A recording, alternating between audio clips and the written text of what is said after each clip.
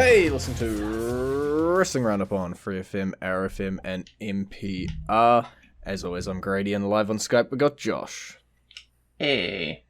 We're gonna do something a little different this week. We're gonna start off with SmackDown. You know, it kind of makes sense. It's filmed before Raw, the way we talk about it. But we're gonna start off with the Blue Brand, particularly with a focus on the Universal title scene.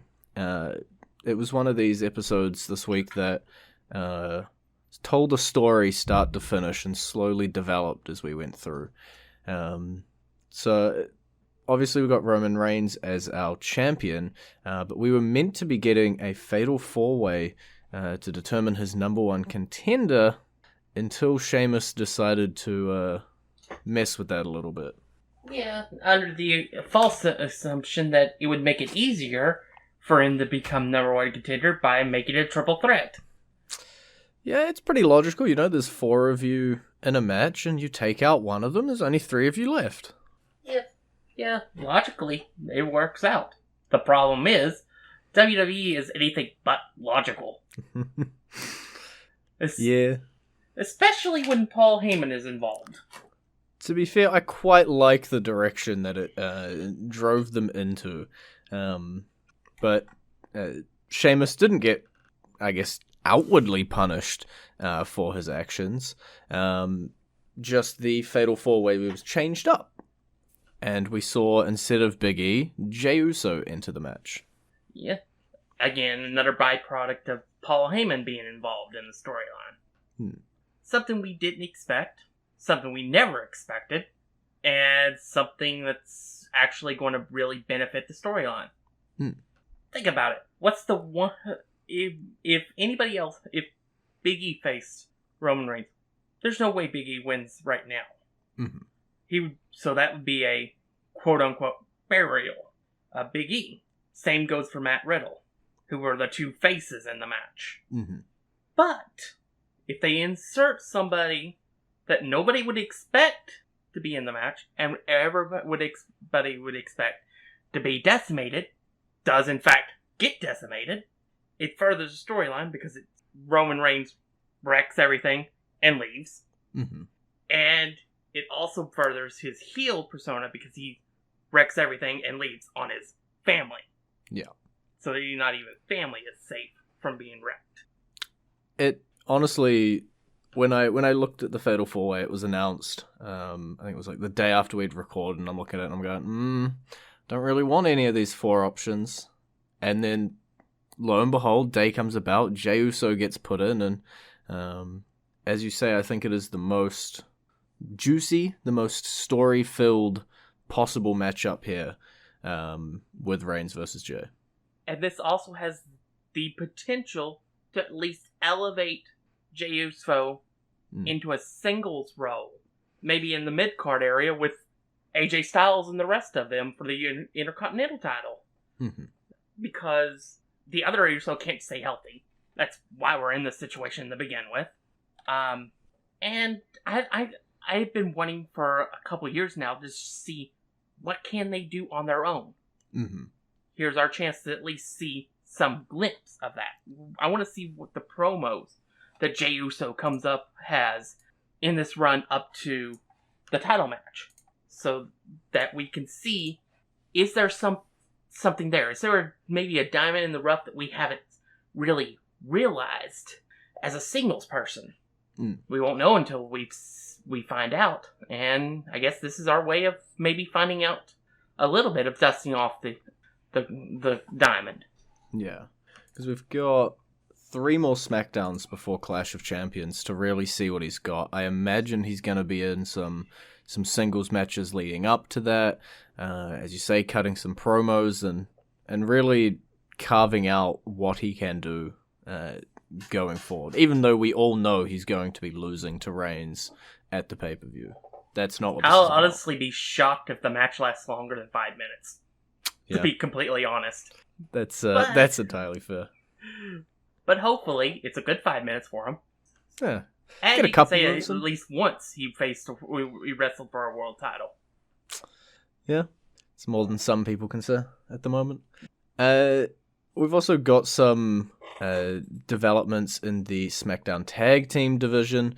Heavy Machinery getting their little friendship back together, taking on Miz and Morrison. Obviously, Otis still the Mr. Money in the Bank, and they try to caper Miz and Morrison. They tried to run off with the briefcase like that magically makes them the holder. Morrison tried it. That's true. Miz pointed out that's not how this works. Then again, I guess he would know since he actually did win one and held it for several months. Yeah, this match was mostly about reminding you that, hey, Otis is the Money in the Bank briefcase holder. Yeah.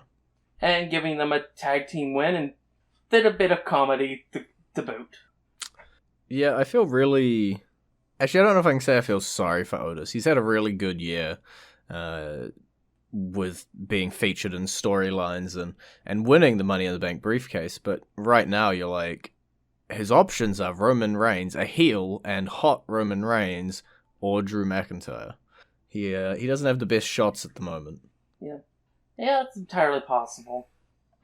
It's also very likely that the other option, actually having the Money in the Bank briefcase can be cashed in on a different title, may be going away. Because there's a champion versus champion match on Raw next week. Mm-hmm. And it's possible, if we're hearing rumors of possible title unification match. And if that happens, well, obviously the SmackDown titles would disappear because it would then be fused with the Raw titles. Sure. Honestly, Raw's tag team division is empty with a capital E. There's nothing. You've got the champions sitting around, the Street Profits. As of Raw this week, one of the Viking Raiders got hurt, so that's them gone. Angel and Garza are beefing. Looks like they're gonna be gone. Rollins and Murphy are beefing. They're gonna be gone. And I guess the Hurt Business potentially is kind of your only option. Yeah. So yeah, it's either combine the tag team divisions so you at least have more of an option, or endless Hurt Business versus the Street Profits matches. Because that's about all we would have on Raw. Well, we had an option, we had Ricochet and Cedric. But again, as of Raw, Cedric's taken a different path. We're just crossing over now. There's no Raw and SmackDown. Cedric has opted to bugger off and go with the Hurt Business. Yeah. It makes the most sense, even though my personal wish was for Ricochet to surprise everybody and join the other side. It does make the most sense. They've been courting him for a long time, and outside of his one title reign with the Cruiserweight title, what has Cedric really done? He doesn't even really have a personality. This might be a way to bring out his personality and give him a tag team battle reign, for example, or something. Yeah. And he would have a perfect mentor in MVP that he could pick the brain of. It's definitely only positives for Cedric Alexander. The whole group of the Hurt Business is super strong at the moment. They got the champ with them. MVP, great on the mic, can hold it for everyone. Shelton Benjamin, always one of the most athletic people around. May or may not be holding the 24/7 title at any time. And then you slide in another guy like Cedric, who's sort of the young gun kind of guy, and you build him up. Eventually to be ejected out of the group to become a bigger star. Because that's what usually a group like this is designed for. You build this group around one guy, in this case MVP, or Bobby Lashley, depending on your perspective. I guess it would be Bobby Lashley, because I think MVP was more of the J.J. Dillon of the group. And then eventually you'll have one guy branch off and be elevated because he was in that group, then feud with said group, and then go off to do better things. Like Lex Luger, when Luger was in the Four Horsemen. He left the Four Horsemen, became world champion. Simple as that. It's a pattern we've seen, 100 times. Young gun, yep, build him up, throw him out, champion. And I'm excited to see if they can pull that off with Cedric. But as I said a little bit a while ago and brushed over a little bit, one of the Viking Raiders unfortunately did get a little hurt in the 8-man tag team match later on in the night, and it led to a bit of a messy finish there. At least it means that Cedric Alexander versus Ricochet is going to be the feud short term for Cedric. Yeah, definitely makes a lot of sense. And we'll just have to see where they go from here. But obviously, things are moving for Cedric, and unfortunately for my boy Ricochet, they're pretty much plummeting. Yeah, Cedric has a shot, and then Ricochet could potentially pull something out of this, but it's clear he's going to lose this feud to Cedric. And then, as you say, we'll have to wait and see what comes for him after that. We're talking a little about the United States title. Let's flip over to SmackDown again and talk about the Intercontinental title. Jeff Hardy, AJ Styles, they were feuding. Sami Zayn comes back. He says he's the true champion. And now we've got a lovely little triple threat match pretty much sitting there and waiting. Yep. Personally, I'd be fine with them doing a triple threat ladder match for both titles. I'd be fine with that. I think it would be an amazing match. You'd have the absolute crazy guy that is Jeff Hardy, who's the current official champion. You've got Sami Zayn, who is less crazy than Jeff Hardy, but still crazy. And that should be interesting. And then you have the arguably best in the entire company in AJ Styles. Let him have at it. Give him 20 minutes. Let him tear down the house. Yeah. The Thunderdome will be left in shambles after they're done with that match. Yeah, it's just a case of can they hold off on it for 3 weeks? Is it going to be a Clash of Champions match? Are we going to see it beforehand? Is it going to make it all the way to Clash? Or will there be some sort of form, or will take some sort of form that'll be different? Like just a straight up one-on-one match between the two wannabe champions. Yeah. The wannabe champion that technically lost his title because he refused to show up, and the current champion that just won it a couple weeks ago. Yeah. We will have to see what happens at Clash, but for the right now, we're going to be going into our entrance theme of the week. It is one half of, or the entirety of, depending on your opinion, the Women's Tag Champions. It is Shayna Baszler's theme.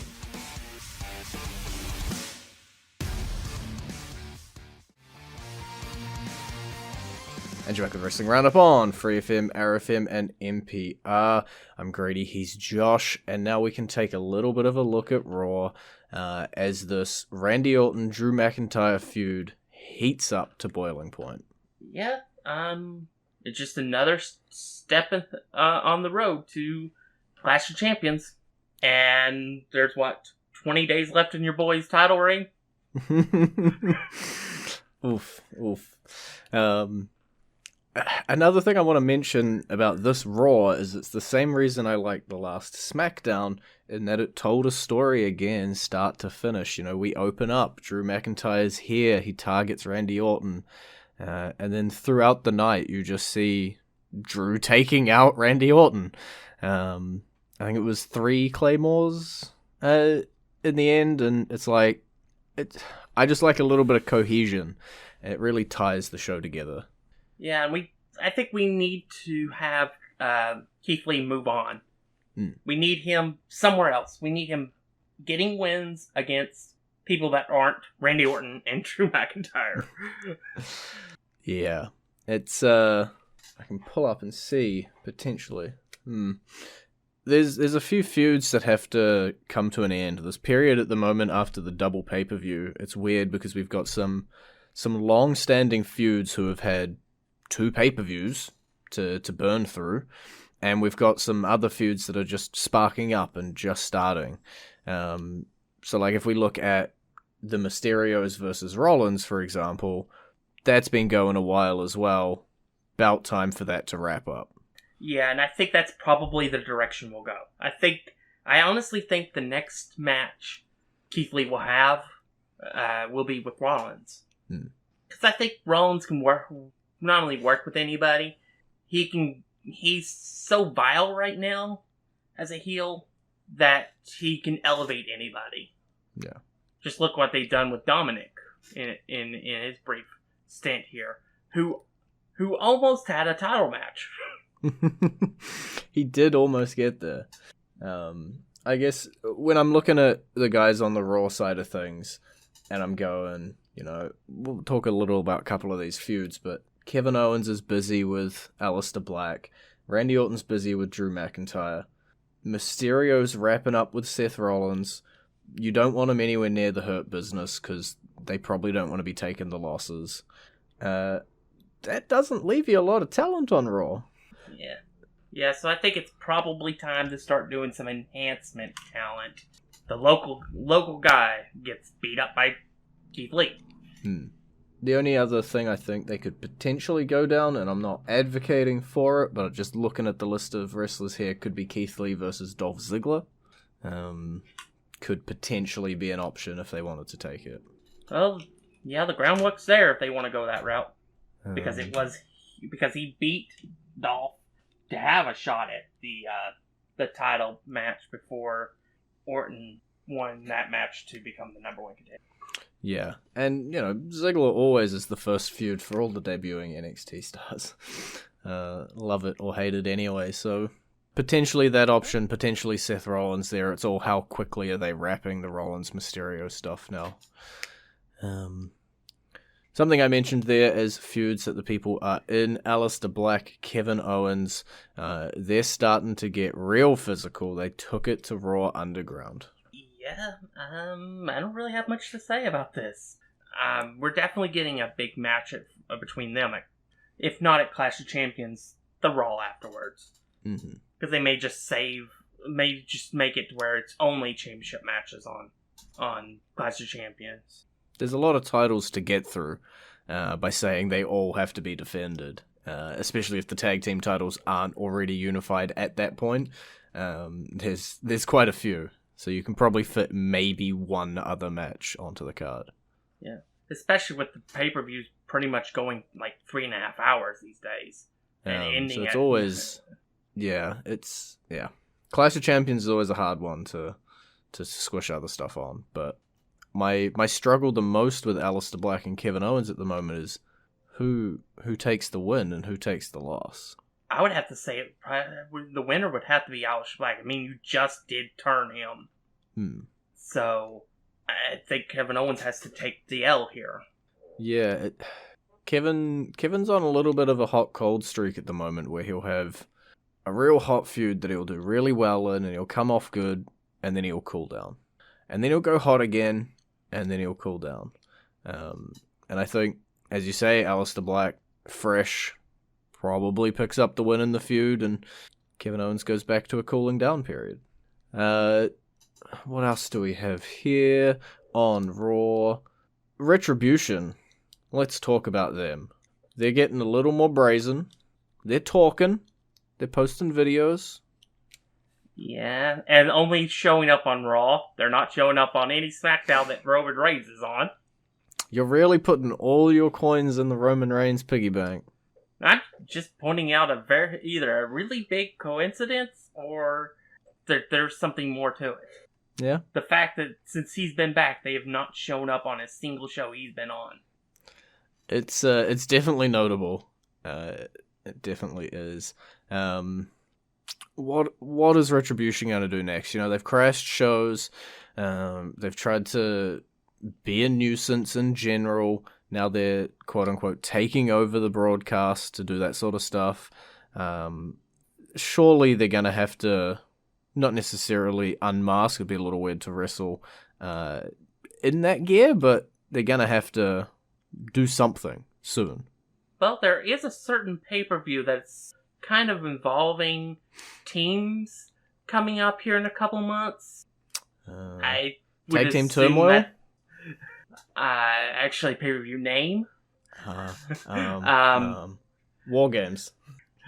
Yeah, let's go down. Let's send them all down to NXT and have an NXT War Games. To be fair, most of them probably came from NXT, depending on who's going to be in the final faction. Yeah. But yeah, I kind of expect it to eventually start building towards a 5-on-5 match. Retribution versus Team WWE. Mm-hmm. And where they go from there, I don't know.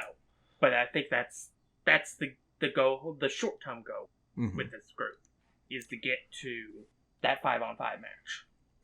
Yeah, I think I'm taking a look at the event calendar at the moment. I don't know how up-to-date or realistic it is. We've got Clash, obviously, on September 27th. Then we got Hell in a Cell November 1st. And then Survivor Series sitting on November 22nd. So we've got a little bit of time to get there. But I think there's also a bit of a, maybe not a precedent, but a bit of a monkey wrench in that the 5 in Retribution are of mixed gender. So potentially could be a cool cross-gender match, don't know. Maybe, but we've also seen like 20 people involved in Retribution That's true. Before, so it wouldn't have to necessarily be the 5 that showed up and started talking and stuff. Mm-hmm. So yeah, it's just, I think it may be a situation where it may be like a situation where they're forced to unmask if they lose. Yeah. That could be a stipulation in the match. So yeah, we'll have to see where they're going, where they go from once we get there. But I think we all agree that's where we're going. Yep, definitely going to War Games. Because before we get to Survivor Series, there is an NXT takeover, but I don't think there is much announced about it. It's an October one, so we'll see what happens for the NXT brand. Yes, that was my own segue to segue into NXT just here at the end of the show. Finn Balor, new NXT champion. I'm surprised. That's all I can say. I think we've had a couple Super Tuesdays back to back now. I thought it was going to be Ciampa. You know, if you held a gun to my head and said, take a second guess, I would have guessed Gargano. They were both out after the first one. And then you're like, it's Finn Balor versus Adam Cole, and I'm like, and Finn ends up walking away with the title. Mm-hmm. We'll have to see where they go. I wonder how long will the former champion be out with this injury. I think that determines how long Finn is champion. I agree. I think as soon as Karrion Kross is good and healthy and ready to come back, that the title is as good as his. And also just to mention, because there was a stipulation match on NXT, we had a steel cage match between Rhea Ripley and Mercedes Martinez. Rhea Ripley ended up walking away with the win. But if you haven't seen the match, I'd suggest you watch it purely to see Robert Stone laid out on the top of the steel cage, laying there for like 30 minutes, just completely out of it. Robert Stone is amazing in his comedy role down on NXT. I would never have thought I would ever like anything that he did after the Robbie E character. Yeah.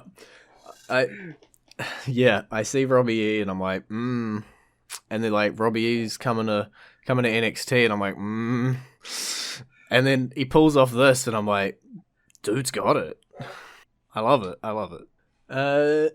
Is there anything left you want to squeeze on in? Well, there's something big that happened that we haven't talked about. Oh no, what have I missed? Bayley turning on Sasha! Oh god, I thought that had happened last week. Oh, my memory. No, that happened on SmackDown last week. Oh no. Talk about that quickly. Well, that was the reason I had picked Shayna's theme music. Oh, that makes so much sense. Was to give you an easy segue to it. Oh no. I've royally screwed this.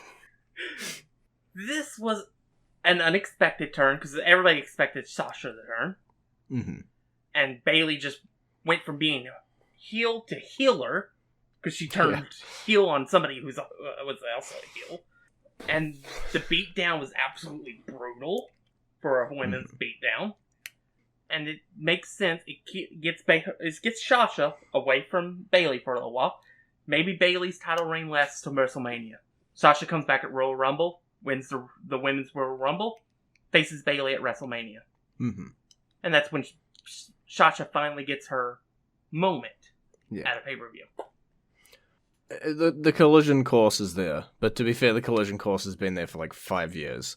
But I think we are 100% on the road now. We've pulled out of the driveway, and we are on the road. The ignition has finally been lit. Yeah. It took them a little while. They had to check on the engine a little bit. But it's finally, we're going. And I'm fine with Bayley's title reign extending on the WrestleMania if that's the direction they want to go. Mm-hmm. Because really, there's nobody on SmackDown that can really touch Bayley at this point. That's fair. Well, we managed to squeeze it in before the end of the show, but we now have run out of time. It's been great talking to you. Bye, B. You can visit our Facebook page, facebook.com/wrestling radio, Twitter page, twitter.com/wrestling radio, and we'll see you next week.